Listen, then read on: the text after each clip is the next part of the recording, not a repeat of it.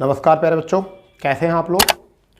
उम्मीद करता हूँ आप सब अच्छे होंगे और आपकी तैयारी बहुत अच्छे से चल रही होगी। दोस्तों, ये सभी लोगों को पता है कि UPSSC वीडियो के एग्ज़ाम का जो डेट है वो कंफर्म हो चुका है और 18 जून को 2 पालियों में जो है UPSSC वीडियो का री एग्ज़ाम जो है होने वाला है, जो 2018 में पोस्टपोन किया गया था उस भर्ती को, और दोबारा से उसके री एग्ज़ाम के लिए नोटिस जारी किया गया है। आंकड़ों के अनुसार अगर देखा जाए तो सभी स्टूडेंट्स जिन लोगों ने फॉर्म अप्लाई किया था और उनके जिन लोगों के एडमिट कार्ड इशू हुए थे 2018 में, उन सभी बच्चों को जो है एग्ज़ाम में बैठने का मौका मिलेगा। रही बात ये, आप अपनी तैयारी बहुत अच्छे से करिए, परंतु आज का जो अपडेट है वह सिलेबस को लेकर एक अपडेट है, क्योंकि एकदम सिलेबस में जो है ना बहुत बड़ा चेंज किया गया है। और वो सिलेबस में चेंज जो है, आपको ऐसा ना हो कि आपकी एक ही मिस्टेक से पूरी तैयारी आपकी बेकार हो जाए। इन्हें उस अपडेट को समझना बहुत ज़रूरी है, उस सिलेबस को समझना बहुत ज़रूरी है। यदि आप उस चीज़ को समझ लेंगे तो शायद तैयारी आप कर सकते हैं अच्छे से, क्योंकि ऐसा होता है हार्ड वर्क से अच्छा है स्मार्ट वर्क करने। क्योंकि आप लोग 8 घंटे पढ़ो, 6 घंटे पढ़ो, 7 घंटे पढ़ो, ठीक है, उससे अच्छा है कम भी पढ़कर आप अपनी तैयारी और भी बेहतर ढंग से कर सकते हो, यदि आपको सिलेबस याद है तो। क्योंकि जितने भी UPSC के एग्ज़ाम की तैयारी करते हैं या PCS की तैयारी करते हैं, उन सभी को सबसे पहले बात होती है कि सिलेबस उनको पता होता है। तो मेरे प्यारे बच्चों, आपको भी इसके सिलेबस के बारे में जानकारी पूरी होनी चाहिए, क्योंकि यदि आपको जानकारी पूरी होगी तो आप उसी अप्रोच से काम करोगे, उसी सिलेबस को अपने माइंड में रख कर काम करोगे। और आज हम उसी पर बात करने वाले हैं, सिलेबस को लेकर। फिर फाइनल मेरिट पे लेकर जाएंगे और कट ऑफ भी बता देंगे कि क्या कट ऑफ हो सकता है, क्या फाइनल मेरिट हो सकती है उनके अनुसार। और वो पेपर के ऊपर निर्धारित रहता है कि पेपर किस पैटर्न पर आता है, ईजी या टफ। वैसे आपको मैं बता दूं, मतलब थोड़ा सा बता दूं आपको, इससे कि मेहनत में और भी आपके 4 चांद रख सकते हैं, कि जितने भी 5400 ग्रेड पे या 4200 ग्रेड पे वाले होते हैं, वो सभी लोग जो हैं अधिकांश अपनी नौकरियों को छोड़कर या अपनी अधिकांश नौकरियों को नज़र में रखकर वह UPSSC वीडियो की तैयारी कर रहे हैं। अब वो पता नहीं किस रीजन से कर रहे हैं, बट कंपटीशन थोड़ा सा जो है ज़्यादा भी हो सकता है अगर उन लोगों ने तैयारी अच्छे ढंग से कर ली है तो, ठीक है। और यदि वह फाइट में नहीं है तो तैयारी कंपटीशन थोड़ा स्लो रहेगा। क्यों? क्योंकि बहुत सारे बच्चे जो हैं वो अपनी अपनी नौकरियों पर जा चुके हैं। जैसे कि रेलवे ने बहुत बड़ी भर्ती करा दी है, वो ग्रुप D की करा दी है, ALP की करा दी है, और NTPC की भी वहाँ से क्लियर हो गई है। फिर UP पुलिस की भी वहाँ पर वैकेंसी हो चुकी है, एक बार अध्यापक को लेकर भी वहाँ से वैकेंसी हो चुकी है। तो हम ना टाइम को बर्बाद करते हुए सिलेबस की ओर चलते हैं। तो मेरे प्यारे बच्चों, आपको पता होगा सभी को कि हिंदी थी, सामान्य हिंदी 50% है।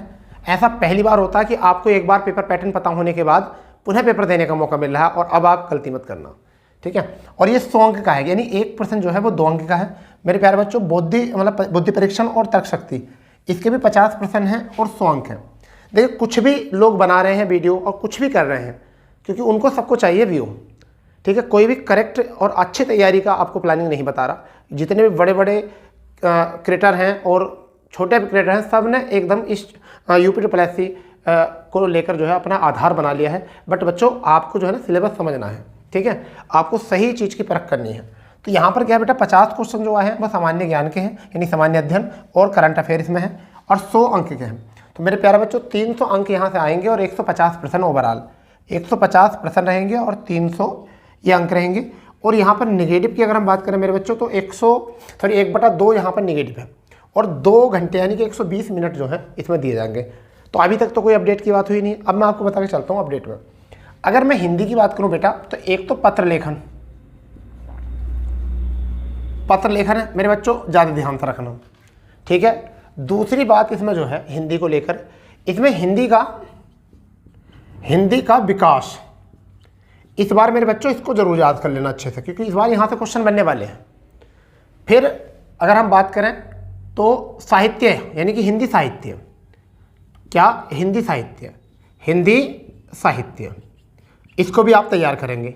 हिंदी साहित्य में अगर हम बात करें तो आदिकाल, जिसे वीरगाथा काल कहते हैं, भक्ति काल, रीति काल, आधुनिक काल, आधुनिक काल में भारतेंदु युग के बाद में अगर हम बात करें द्विवेदी युग के बाद में छायावाद के बाद में छायोत्तर काल, यह शुक्लोत्तर काल भी कहते हैं, प्रगतिवाद और नई कविता युग या प्रयोगवाद, ठीक है। तो बच्चों, वो भी याद रख लेना आप। अगर हिंदी का विकास की बात करें तो आपको मेरे बच्चों संस्कृत याद रखनी है, यानी वैदिक संस्कृत किसे कहते हैं, और लौकिक संस्कृत किसे कहते हैं? धार्मिक ग्रंथ कौन से होते हैं? दार्शनिक ग्रंथ कौन से होते हैं? धार्मिक ग्रंथों में वैदिक संस्कृत होती थी और लौकिक संस्कृत का प्रयोग दार्शनिक ग्रंथों में किया जाता था। उसके बाद में पाली, प्राकृत, अपभ्रंश, आवहट्ट, अपभ्रंश के वेद, हिंदी भाषा कितने राज्य, इसके बारे में, खड़ी बोली, ब्रजभाषा, लगभग यहाँ से आप कवर करना। पत्र लिख रहे मेरे बच्चों, औपचारिक पत्र, अनौपचारिक पत्र, इन पे भी थोड़ा गौर करना। ये जिन लोगों ने तैयार किया वो हिंदी में अच्छे नंबर लेकर आएंगे, ठीक है। अगर हम तर्क शक्ति की बात करें तो मेरे बच्चों तर्क शक्ति को रेशियो बनाया गया है, यानी कि आप कम से कम 38% जो है यहाँ से मेरे बच्चों 50 में से 38% जो है तर्क शक्ति का आएंगे, जिसमें वर्बल एंड नॉन वर्बल रहेगी दोनों। जिसमें मेरे बच्चों 12 क्वेश्चन जो है ना वो अर्थमेटिक से भी रहेंगे, यानी किससे रहेंगे? अंकगणित से भी रहेंगे, अंकगणित से भी। तो थोड़ी बहुत गणित की प्रैक्टिस करके चलना जिससे कि आपका हो जाए। ये बताया जा रहा है, ये अपडेट है एक तरीके का। 38% तर्क शक्ति से रहेंगे, बुद्धि परीक्षण से, जो नॉन वर्बल और वर्बल रहेगी। बच्चों जिसको विश्वास करना है वो करिए, जो आज विश्वास कर लेगा शायद वही वीडियो बनेगा और कल को वो हमारे साथ ही हमारे ही चैनल पे इंटरव्यू देगा कि हमें सर ने बताया था अपडेट और मतलब सिलेबस अपडेट, और उसी अप्रोच से हमने काम किया और सेलेक्ट हो गए। क्योंकि मेरे भी बहुत सारे बच्चे जो हैं पहले से ही ऑफलाइन क्लास में चलाता हूँ, वो पहले से ही वीडियो है, ठीक है। मैंने उनसे ही बात करी और मैंने सिलेबस भी देखा और वो भी मेरे द्वारा मैंने ही पढ़ाया उनको भी, समझ गए नहीं। तो हम काफ़ी एनालिसिस करने के बाद आपको बता रहे हैं, ठीक है जी। आपको बच्चों ये काम करना है, 12 अंकगणित के क्वेश्चन आने हैं 50 में से, यानी 24 नंबर हैं, और 38 दूनी 76, यानी कि यहाँ से इसमें काम करना आपको। थोड़ा बहुत गणित की प्रैक्टिस लेकर चलना। और आगे रही मेरे बच्चों जीएस में, तो जीएस में आपको 2 पार्ट ऐड करने हैं। मैं इसको रब कर देता हूँ, 2 पार्ट बहुत ज़्यादा है। देखिए यही है प्लान सबसे बड़ा। सबसे पहली बात ये ग्रामीण परिवेश, ग्रामीण परिवेश पर बहुत ज़्यादा ध्यान दे लो मेरे बच्चों। ग्रामीण परिवेश के 10% यहाँ से आने हैं। फिर अगर हम बात करें उत्तर प्रदेश, उत्तर प्रदेश, तो मेरे बच्चों उत्तर प्रदेश से 5% आने हैं। तीसरे की अगर हम बात करें यहाँ से कंप्यूटर, कंप्यूटर में 3% आने हैं मेरे बच्चों, 3 से 4% जो आएंगे यहाँ से आएंगे। चौथे की अगर हम बात करें यहाँ से तो करंट अफेयर, जिसे हम सीए कहते हैं, करंट अफेयर, मेरे बच्चों यहाँ से 10 से 12 क्वेश्चन यहाँ से मिलेंगे। तो देखिए 15 ये हैं और 15 ये हैं, 30 क्वेश्चन आपको ये टफ लगते हैं एग्जाम में, ये क्वेश्चन 30 टफ लगते हैं। जब यहाँ पर करंट अफेयर 10-12 देगा तो यहाँ पर ग्रामीण परिवेश का 8 कर सकता है। अगर ये ज़्यादा बढ़ाएगा तो वही 2 प्लस माइनस करके चलो। अगर यहाँ 5 देगा तो ग्रामीण परिवेश के 10 से 12 दोनों हो जाएंगे क्लियर। यहाँ से यहाँ भी इतने रहेंगे। तो मेरे प्यारे बच्चों यहाँ से ध्यान रखो कि ये आपके लगभग 25 से 30% बनेंगे, 25 यानी 50-50% रेशियो है। और 50% रेशियो में जो है आपका पॉलिटी, इकोनॉमी, हिस्ट्री, कॉन्स्टिट्यूशन, जो पॉलिटी के ही एक पार्ट होता है, राजनीतिक शास्त्र में ही एक संविधान होता है, ठीक है।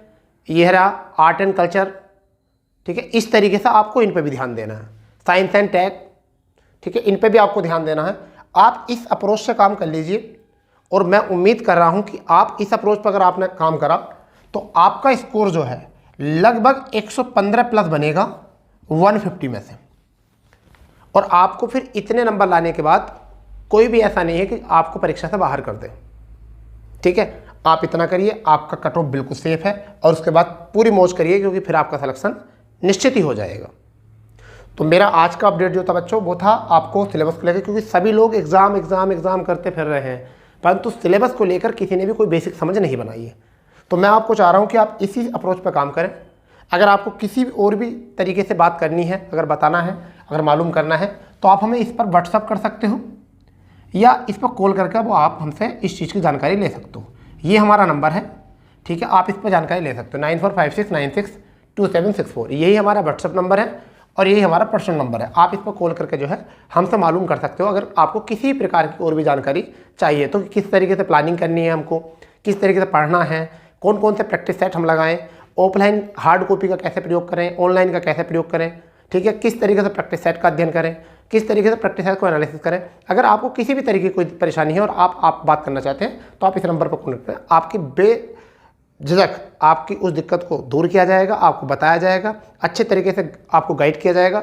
यानी कि मैं आपके सामने एक मेंटोर की भूमिका निभाने की कोशिश कर रहा हूँ कि मैं आपको एक मेंटोर के अकॉर्डिंग आपको इस तरह की तैयार करूँ, क्योंकि कई बार ऐसा होता है छोटे से बड़े लोग बनते हैं, बड़ा कोई नहीं होता। ठीक है, आप विश्वास करके देखिए, आप बहुत बड़े बन जाओगे।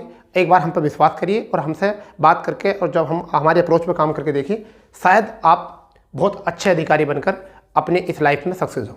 तो मेरे बच्चों, आज के लिए केवल इतना ही, क्योंकि क्लास बहुत लंबी हो जाती है, आगे भी बहुत क्लासें रहती हैं। जैसे हमारी रात को 8 बजे डेली क्लास जो है वो पॉलिटी की चलती है। ठीक है, सुबह को 6:30 बजे करंट अफेयर की चलती है, और इसी बीच में जो है हम कोई और भी जैसे स्टैटिक का टॉपिक जो होता है एक आध बनाए थे अभी हम फिलहाल में।